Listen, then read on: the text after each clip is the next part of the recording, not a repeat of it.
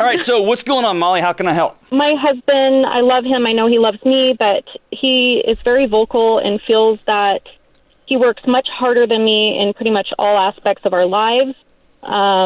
He has refused to talk to a marriage counselor. He's even threatened divorce because he feels that I'm not working hard enough in, again, all aspects of our life, including parenting. And so I don't really know what to do since I've tried talking to him and I've tried offering marriage counseling. I've seen a counselor myself for this. So Molly, what does he want you to do? Or what's he like when he sits down? Like when he sits down and looks at you, what does he list out? Because this sounds like one of those idiots is a list maker. What is the list he's putting out there that you're not living up to? The list, it's everything. So everything from just house chores, so laundry, dishes, down to finances, and paying bills, to parenting. About how we're raising our two daughters and what I'm not doing correctly, according to him. And it's difficult because you can tell that he doesn't talk about things. He waits until he's frustrated about something, and then he kind of just blows everything up all at once. What is your intimate life like? It's off and on, depending on these blow-ups. Okay. So we'll go about 2 weeks and everything's great. We're intimate, we're smiling, we're laughing, and then all of a sudden there's something on his list. Like this week, it's laundry. So what did you do? What did you do? What did you do wrong with the laundry, Molly? Like, how did you? According to him, I work 40 hours a week. We have two daughters, and he works out of town. Okay. And so when he comes home at the end of the week, I don't have all the laundry folded because I work 40 hours a week and I'm taking care of our two daughters. It's ridiculous, Molly. That's ridiculous. Yeah. I'm just kidding. Go ahead. So, but yeah, when he comes home, it's not done, and he gets very vocal about how there's too many clothes that aren't clean or put away. So, anytime somebody, whether it's a friend of mine, whether it's myself, whether it's somebody in this situation, like on the radio, or an old counseling client, my first question is always this: is he right? He does have some grounds for some of it, absolutely. And I do vocalize, the laundry is not folded. No. Maybe the dishes weren't done. That's silly, right? So like the actual nuts and bolts, right? Those are checklist things. Those aren't roots. Those aren't virtues, right? I'm talking less about, because those type of nitpicky things are a coward's way of saying you're not the wife that I want, or you're not living up to this imaginary fictional human that I've got in my head, or they have delusions of grandeur, so they're off doing their job, and quite honestly, they're probably really busy. They're probably exhausted, fill in the blank, probably not as tired as a 40-hour-a-week single mom at home with two kids, but tired nonetheless. And they come home and they get on the airplane or they get in their car and they have this fantasy of what the home's going to look like. And then that picture doesn't match the picture in their head. And then they throw a temper tantrum. And so I'm talking about the virtue part here.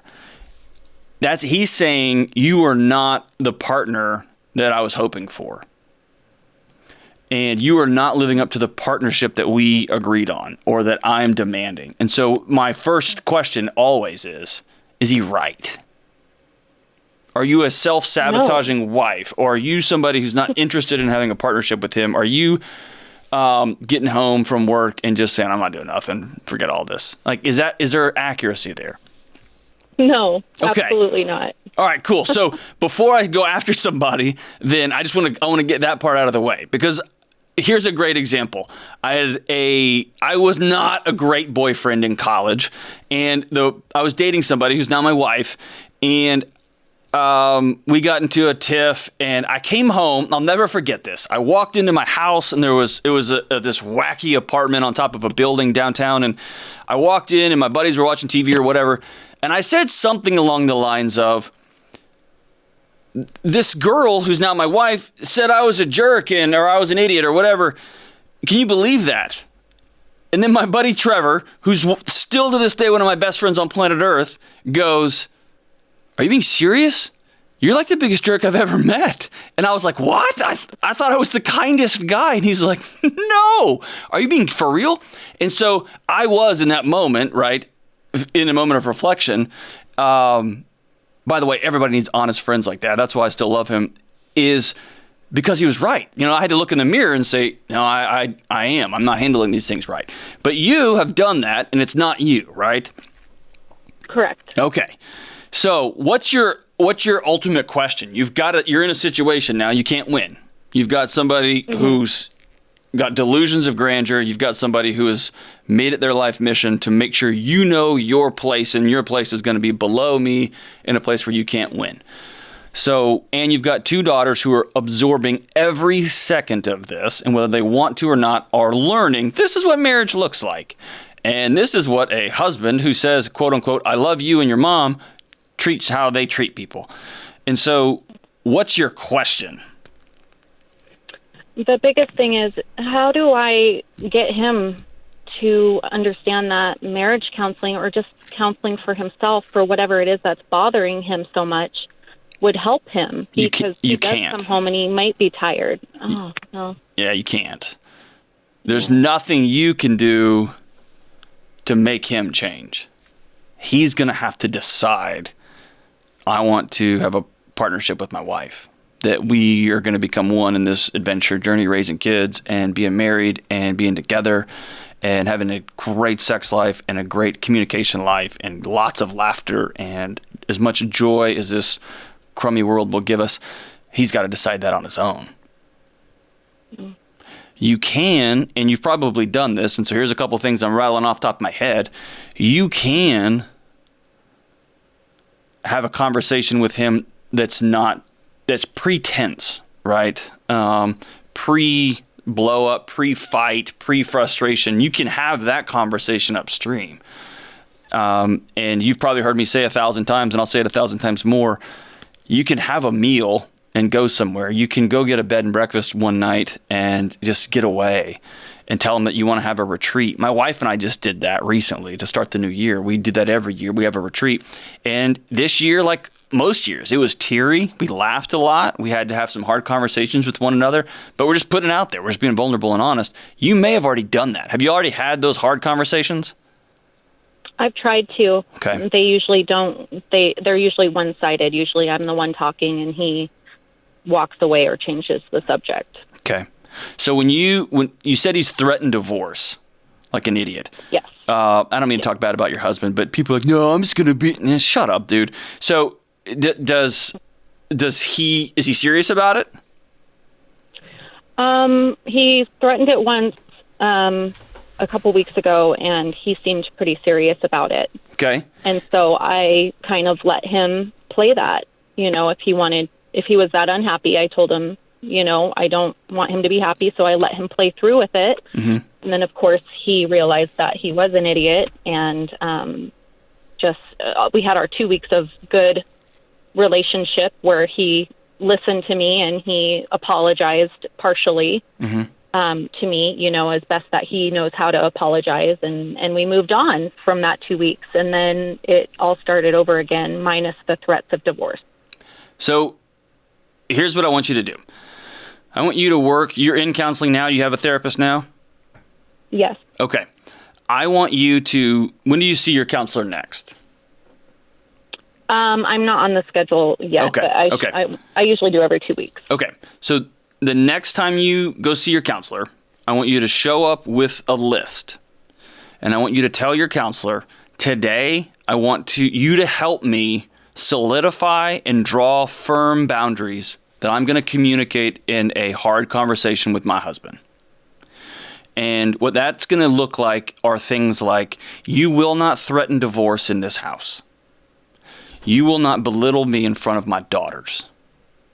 If you want something done a certain way, we're going to talk about it, and I'm going to let you know that I want to honor you. I want to be a great partner here, and you're going to honor me, because sometimes my 40-hour-a-week job and one of our 2 daughters or both daughters have some struggles and life happens, and you're not going to talk to me that way anymore. Because I deserve more, I'm worth more. Our daughters cannot watch this nonsense. Because I need you to hear me say, kids absorb yelling, they absorb that fight, they absorb that tension, and they blame themselves. And your daughters are growing up in a situation where for the rest of their life, they're going to try to figure out how to make sure the man in their life is doing okay. And you know the road that will put them on. Mm-hmm. Right? And this is a hard reality. I understand that. I'm not making light of this. This is hard. But the hard conversation has to start with both of your feet firmly planted on the floor, which means I want you to get with your counselor and draw these boundaries out to a T. You will not talk to me that way anymore, period. And here is the way this is going to look. And you're going to have an or what, right? In counseling, we always talk about you have to have an or what, because he may say, well, forget you then. And you're going to have those boundaries drawn, and you're going to have your next counseling appointment already ready to rock and roll. But I want you to begin to I want you to firmly plant both feet on the ground. You've done the hard work of looking in the mirror and saying, is this me or not? And you said, no, it's not. This is unreasonable. I'm being attacked every day. Every couple of weeks. The guy in my life throws a temper tantrum. The guy who swore he's going to love me and protect my daughters chooses to go to war because he's a grown-up child. And this is going to be the season that you say no more. 2021 is going to be the season that you say, Molly, no more. You're not going to talk to me that way. You're not going to treat us that way. And so here's what I want you to do. Have that conversation with your therapist. Have the conversation with your husband. Please don't do it in the middle of a fight. Plan it. Let him know it's coming. Tell him that you are still reeling from the declaration that I want a divorce and that you want to follow up with him about that. And that's when you are going to take a bold step and say, here's who we are going to be in this house. And I love you, and I desperately want to fight for this marriage. But I'm not going to fight myself. And I'm not going to fight somebody who keeps turning their back on us. So, Molly, let me know how those conversations go. We'll be thinking about you. Those are hard. You're in a hard situation. And by the way, to everybody, when somebody comes at you with, you're not this, you're not upholding that, you are the worst, fill in the blank, you screwed this up, you're an idiot, fill in whatever. I learned this from a young employee of mine a decade or more ago, and I asked him, his name's Jordan Bunch. He's an extraordinary guy. He lives in Dallas, I think, or somewhere in Central Texas. I'll never forget, I asked him just in passing. Here I was his boss, right? And I ended up walking away from that conversation learning more than I learned that year. I said, man, you're always so peaceful. Even when you're frustrated, you're always so peaceful. How do you remain so at peace in these hard conversations, in these hard moments? And he said something that has stuck with me ever since. He said, anytime somebody comes at me with an accusation, they come at me angry, the first thing I do is I look in the mirror and I ask myself, what am I contributing to this problem? What did I contribute to this? Is this right? And I thought, man, what a great way to approach life. And not to constantly be blaming yourself and shaming yourself and taking over blame, like, oh, it's probably me. No, not that. But just stopping for a second and saying, am I being a jerk? Right? And make sure you've got people in your life like Trevor, who I love, who will tell you, like my buddy Todd, like my buddy John, like my buddy Kevin, who will tell you, hey, man, we don't do that. Don't be that guy. Don't act like that. Don't say that. Everybody's got to have people in their life that will hold them accountable and say, you're not the one. This is not Molly. This is not Molly. Molly's doing right.